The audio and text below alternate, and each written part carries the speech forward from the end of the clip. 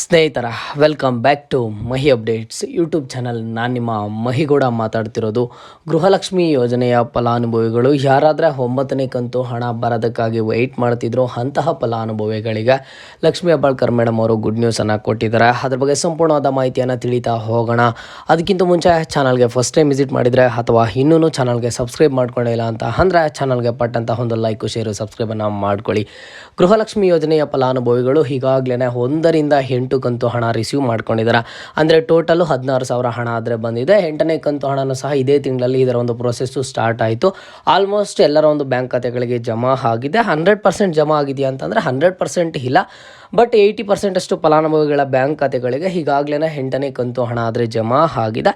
ಇನ್ನು ನೆಕ್ಸ್ಟು ಬರಬೇಕಿರೋದು 9ನೇ ಕಂತು ಹಣ. 9ನೇ ಕಂತು ಹಣ ಅಂತ ಅಂದರೆ ಏಪ್ರಿಲ್ ತಿಂಗಳ ಹಣ ಆದರೆ ಬರಬೇಕು. ಇಲ್ಲಿ ಫಲಾನುಭವಿಗಳು ಕೇಳ್ತಿದ್ದಾರೆ, ಸರ್ ಹಾಗಿದ್ರೆ 9ನೇ ಕಂತು ಹಣ ಇದೇ ತಿಂಗಳಲ್ಲಿ ಬರುತ್ತಾ? ಇದರ ಒಂದು ಪ್ರೋಸೆಸ್ಸನ್ನು ಸಹ ಬೇಗ ಸ್ಟಾರ್ಟ್ ಆಗುತ್ತಾ ಅಥವಾ ಮುಂದಿನ ತಿಂಗಳು 20ನೇ ತಾರೀಕು ಮೇಲೆ ಬರುತ್ತಾ ಅಂತ ನೀವು ಕೇಳ್ತಿದ್ದೀರಾ. ಇದ್ರ ಬಗ್ಗೆ ಲಕ್ಷ್ಮಿ ಹೆಬ್ಬಾಳ್ಕರ್ ಮೇಡಮ್ ಅವರನ್ನೇ ಸಹ ಒಂದು ಗುಡ್ ನ್ಯೂಸನ್ನು ಕೊಟ್ಟಿರ್ತಕ್ಕಂಥದ್ದು ಫಲಾನುಭವಿಗಳಿಗೆ. ಗೃಹಲಕ್ಷ್ಮಿ ಯೋಜನೆಯ 9ನೇ ಕಂತು ಹಣಕ್ಕಾಗಿ ಯಾರೆಲ್ಲ ವೆಯ್ಟ್ ಮಾಡ್ತಿದ್ದೀರಾ ಅಂತಹ ಫಲಾನುಭವಿಗಳೇ ಬಂದಿರುವಂತಹ ಒಂದು ಗುಡ್ ನ್ಯೂಸ್ ಆಗಿರುತ್ತೆ. ನೋಡಿ, ಈಗ ಮುಂದೆ ಲೋಕಸಭಾ ಎಲೆಕ್ಷನ್ಸ್ ಆದರೆ ಇದ್ದಾವೆ. ಲೋಕಸಭಾ ಎಲೆಕ್ಷನ್ಸ್ ಇರೋದ್ರಿಂದ ಎಲೆಕ್ಷನ್ ಕಮಿಷನ್ಸ್ ಕಡೆಯಿಂದ ಒಂದಿಷ್ಟು ಸ್ಟ್ರಿಕ್ಟ್ ರೂಲ್ಸ್ ಆದರೆ ಇರ್ತವೆ. ಹಾಗಾಗಿ ಈಗ ಸದ್ಯಕ್ಕೆ ಗೃಹಲಕ್ಷ್ಮಿ ಯೋಜನೆಯ 9ನೇ ಕಂತು ಹಣ ಆದರೆ ಫಲಾನುಭವಿಗಳ ಬ್ಯಾಂಕ್ ಖಾತೆಗಳಿಗೆ ಜಮಾ ಮಾಡೋದಕ್ಕೆ ಆಗೋದಿಲ್ಲ. ಬಟ್ ಆದಷ್ಟು ಬೇಗನೂ ಇನ್ನು ನೆಕ್ಸ್ಟ್ 1ರಿಂದ 2 ವೀಕ್ ಒಳಗಡೆ ಇದರ ಒಂದು ಪ್ರೊಸೆಸ್ಸು ಶುರು ಆಗುತ್ತೆ ಅಂತ ಹೇಳಿಬಿಟ್ಟು ಲಕ್ಷ್ಮಿ ಹೆಬ್ಬಾಳ್ಕರ್ ಮೇಡಮ್ ಅವರು ಕೊಟ್ಟಿರುವಂತಹ ಒಂದು ಗುಡ್ ನ್ಯೂಸು.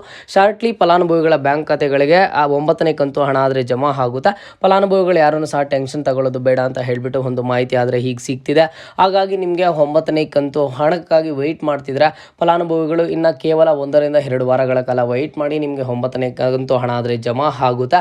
ಇದರ ಒಂದು ಪ್ರೊಸೆಸ್ಸು ಸ್ವಲ್ಪ ಬೇಗನೆ ಶುರುವಾಗುತ್ತೆ ಅಂತ ಹೇಳಿದ್ದಾರೆ. ಈಗ ನೀವು ಕೇಳ್ಬೋದು, ಸರ್ ಮುಂದಿನ ತಿಂಗಳು 20ನೇ ತಾರೀಕು ಮೇಲೆನ ಬರೋದು ಏನು ಅಂತಂದರೆ ಖಂಡಿತವಾಗ್ಲೂ ಸಹ ಇಲ್ಲ. ಇನ್ನು ಆದಷ್ಟು ಬೇಗನೆ ಇದರ ಒಂದು ಪ್ರೊಸೆಸನ್ನು ಶುರು ಮಾಡ್ತಾರೆ ಅಂತ.